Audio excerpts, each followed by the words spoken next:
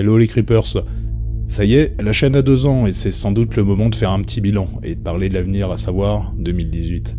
Alors tout d'abord, j'avais prévu pour les 2 ans de la chaîne de vous faire une petite surprise en vous sortant une vidéo témoignage creepy des abonnés, dans un tout nouveau format. Malheureusement, j'ai pas reçu l'ensemble du matériel nécessaire à la conception de l'épisode, il faudra attendre après les fêtes. Dommage. L'année qui s'est écoulée a généré environ 36 vidéos, sans compter les vidéos annonces, ce qui nous fait une moyenne de 3 vidéos par mois.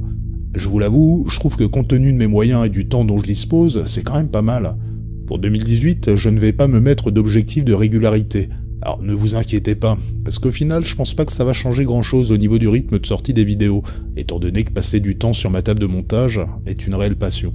Je vous avais demandé de me poser vos questions il y a quelque temps, et j'ai constaté qu'un certain nombre avaient déjà leurs réponses. Du coup, je vous invite à consulter ma FAQ sortie il y a exactement 1 an. Elle n'est plus forcément à jour concernant les formats, mais pour le reste, pas de problème. Pour cette vidéo, nous allons plus particulièrement parler de la chaîne et de ses formats. Concernant Creepy News, nous sommes donc arrivés à 20 numéros. Les derniers mois, entre les histoires creepy, les témoignages des abonnés, la refonte visuelle du format, il est vrai que Creepy News a perdu en fréquence de sortie. La fameuse sortie à la quinzaine n'a pas vraiment été tenue. À côté de ça, comme vous l'avez constaté, les numéros sont devenus de plus en plus consistants. Y aura-t-il un changement de format pour les Creepy News, genre une rubrique en plus? Alors déjà, le principal changement sera visuel. En effet, Creepy Machine va changer de tête. Je sais que certains se sont attachés à Creepy, le personnage aux yeux lumineux, mais je pense que faire évoluer le personnage est sans doute symboliquement une manière de passer à une autre étape, et d'entrer pleinement dans la nouvelle année. Pour ce qui est du fond, là aussi, je cherche à apporter du changement, tout en maintenant le ton général du format. C'est-à-dire rester ouvert d'esprit, mais ne pas colporter des salades.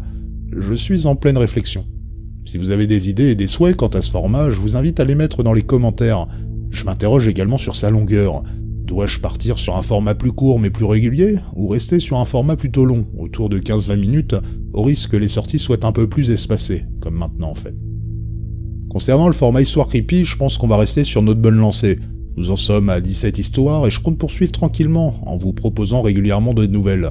Comme vous l'avez constaté, je tente vraiment d'apporter de la variété. Je sais que les sujets du paranormal sont souvent vos préférés, mais je vais continuer cette alternance entre sujets extraordinaires et sujets plus terre-à-terre, n'en demeurant pas moins creepy. Concernant le format lui-même, il faut bien avoir en tête que nous n'avons pas tous la même sensibilité quant à la peur, puisque très subjective. Mon objectif dans ce format n'est pas vraiment de faire peur, mais plutôt d'immerger l'auditeur dans une ambiance, un univers, et pourquoi pas lui donner quelques frissons. Ça, c'est le petit bonus. Feras-tu une vidéo par jour pendant une semaine par exemple? Une histoire creepy assez courte, ce serait cool. Sinon continue. J'ai jamais eu autant la trouille en écoutant des histoires creepy.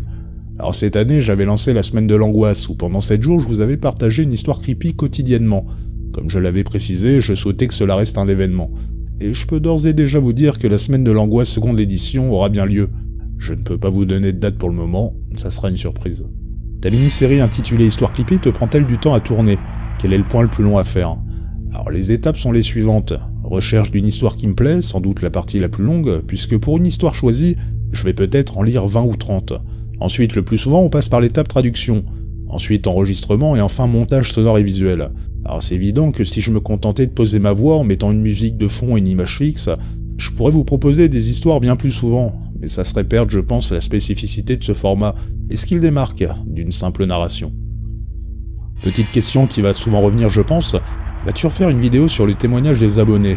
Et une petite dernière, le Project Immersia empiétera-t-il sur les Creepy News et les histoires creepy? Durant la période d'Halloween et grâce à vous, j'ai pu partager pour la première fois des vidéos autour des témoignages des abonnés. Je pense que je vais tâtonner encore quelques temps et faire des expérimentations afin de définir un format qui soit unique et dédié à vos témoignages.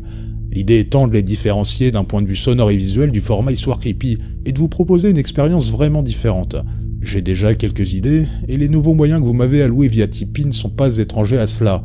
D'ailleurs, pour rappel, le formulaire pour partager vos histoires est toujours dispo. Je le mets à chaque fois dans la description des vidéos, et notamment dans celle-ci. Le Project Immersia, on en reparle tout à l'heure. Quand est-ce que tu nous refais des 5 photos terrifiantes et leurs histoires? Parce que ça, c'était sacrément bien creepy à souhait. Ça, c'est une question qui revient souvent. Alors je sais que pas mal d'entre vous sont arrivés sur la chaîne via ce format. Je sais également que c'est le format qui génère sans doute le plus de vues sur la chaîne. Mais ce n'est pas un argument suffisant pour moi. J'avais produit 6 vidéos, et avais pris le parti pour les 2 dernières de faire quelque chose de plus consistant, de plus construit et de plus travaillé. Seulement au final, Je n'étais pas vraiment satisfait de ce format, et pas forcément à l'aise avec ce titre putaclic. Le format n'est pas enterré, et reviendra sans doute sous une autre forme, je suis en train d'y réfléchir.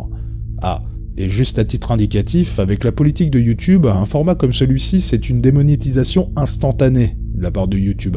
Il n'y a pas à se poser de questions. Cependant, si ça peut vous rassurer, ça n'aura aucune incidence sur son éventuel retour. Penses-tu un jour pouvoir proposer un court-métrage horrifique, ou plus largement une vidéo très longue sur le sujet de l'horreur et du creepy? Alors ça, c'est une évidence. À terme, je ferai un court-métrage ou mini-métrage. Quand, comment et avec qui, ça, c'est une autre histoire. Aimerais-tu faire une vidéo en collaboration avec un autre youtubeur? Si oui, le ou lesquels? Alors pour 2018, il y aura sans doute quelques collaborations, expérimentations, histoire de sortir de ma zone de confort. Certaines sont déjà à l'étude. De mon côté, j'ai en tête un petit projet à l'état embryonnaire, et j'aurais sans doute besoin de faire intervenir quelques youtubeurs du creepy game.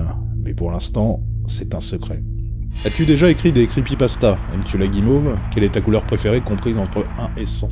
Alors comme vous le savez, je ne partage pas de fiction à proprement parler sur la chaîne, même si un certain nombre de personnes diront que les histoires creepy et les témoignages des abonnés sont du pipeau, puisque ce sont des témoignages et qu'à juste titre, ils ne peuvent faire office de preuve. Cependant, nous restons malgré tout loin des creepypastas et autres histoires fictionnelles. Et je vous avouerai que je m'interroge sur la place à donner à la fiction sur la chaîne. Est-ce que cela vous plairait que je partage également des histoires horrifiques créées de toutes pièces? Je ne parle pas seulement de creepypasta, mais d'histoires fictionnelles de manière générale. Je n'aime pas la guimauve, et ma couleur préférée, c'est le 0 absolu. Combien de temps avant le Project Imersia soit mis en ligne? Si tu as le financement, dont je vais pas tarder à participer. Alors oui, ça y est, le Project Imersia est lancé grâce aux dons des abonnés ayant participé au financement via Tipeee. Je pensais recevoir les premiers dons fin novembre, mais ce sera finalement fin décembre. J'ai quand même commencé à acheter du matériel et des packs de sons. Il y a quelques jours, j'ai pu produire mon premier son 3D, et franchement c'est vraiment très efficace. Tenez, je vous donne un petit aperçu. Ah, et juste, si vous portez pas de casque ou d'écouteurs, ça sert à rien.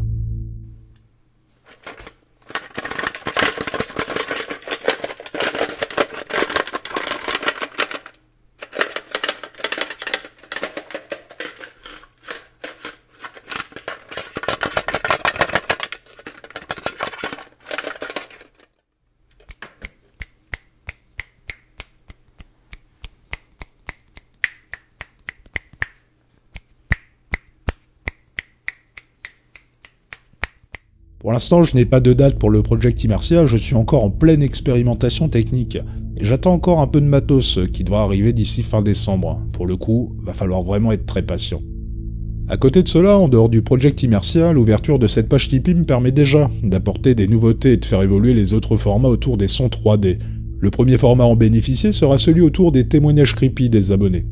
Je vous avouerai que l'ouverture de cette page Tipeee et votre participation a vraiment débloqué la situation et me permet de m'émanciper de la logique publicitaire de YouTube. J'ai plus besoin de me demander si la prochaine vidéo que je vais poster va être démonétisée ou non. Et d'une certaine manière, je retrouve petit à petit ma liberté de création. Comme vous le savez, je n'ai pas l'objectif de vivre de ma chaîne. Mon contenu est destiné à ce que l'on appelle un public de niche et de passionnés. Et je pense que YouTube, c'est quelque chose de bien trop aléatoire et de trop précaire. La somme que vous m'accorderez donc chaque mois sera conservée, et les dons qui s'ajouteront par la suite économisés, en vue d'acheter par exemple une caméra de qualité, et de proposer mes propres images. Bref, tout ça pour vous dire que même si le Project Imersia est lancé, les dons restent utiles, et continueront à être utilisés pour faire évoluer la chaîne. Voilà en gros ce que j'avais à vous dire. Pour résumer, voici les objectifs pour 2018. Pour Creepy News, nouveau visage et refonte plus ou moins importante du format. Pour Histoire Creepy, on continue comme d'habitude, avec de nouvelles histoires et la programmation d'une semaine de l'angoisse, 2e édition. Concernant les témoignages creepy des abonnés, j'ai l'objectif de les dissocier d'Histoire Creepy, et de leur donner un format qui leur soit propre, avec une identité sonore et visuelle forte. Ensuite, réflexion quant au retour des photos terrifiantes et de leurs histoires. Puis quelques collaborations encore à définir pour 2018, et enfin, bien évidemment, le Project Imersia sur lequel je travaille déjà. Voilà. Comme vous le constatez, il y a déjà pas mal de choses sur le feu. Gardez en tête que ce sont des objectifs, et je ne sais pas si je pourrais les remplir à 100%. En effet, la vie est pleine de surprises, et nous ne savons pas de quoi sera fait demain, mais sachez que je ferai mon possible pour les tenir. En attendant, Creepy Machine va prendre congé de la chaîne durant le mois de décembre et les fêtes, et reviendra en janvier. Je vais profiter de ce moment de tranquillité pour travailler tout ça. Si vous voulez avoir des infos et être informé sur les nouveautés de la chaîne, je ne peux que vous conseiller de me suivre sur Twitter et Facebook. Merci encore pour votre fidélité, votre bienveillance, vos messages et commentaires encourageants. Passez de bonnes fêtes, et surtout, faites de beaux cauchemars.